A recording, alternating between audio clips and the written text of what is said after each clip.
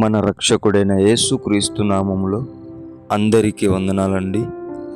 ఈరోజు దేవుని మాటలు యోహాను సువార్త 10వ అధ్యాయము 42వ వచనము.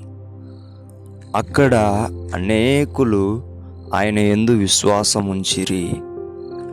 ప్రియమైన దేవుని బిడ్డలారా, మన యేసుక్రీస్తు ప్రభును అన్ని విషయములలో నీవు నిజముగా విశ్వసిస్తున్నావా?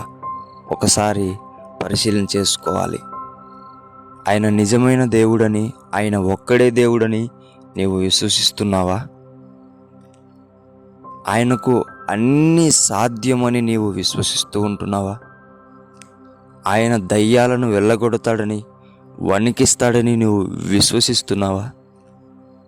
ఆయన రోగాలను స్వస్థపరుస్తాడని నువ్వు విశ్వసిస్తూ ఉంటున్నావా? ఆయన మనందరికీ నిత్య జీవం ఇస్తాడని నువ్వు విశ్వసిస్తున్నావా?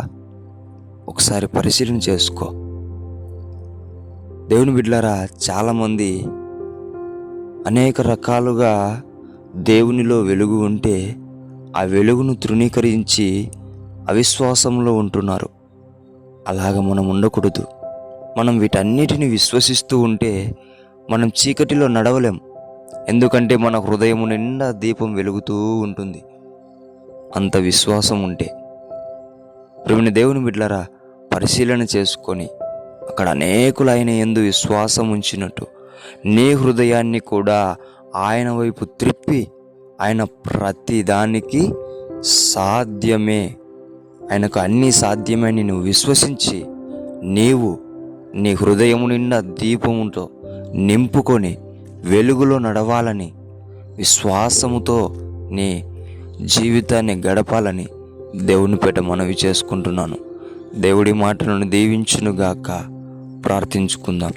యేసయ్యానికి వందనాలు ప్రభువా, గొప్ప దేవుడానికి వందనాలు.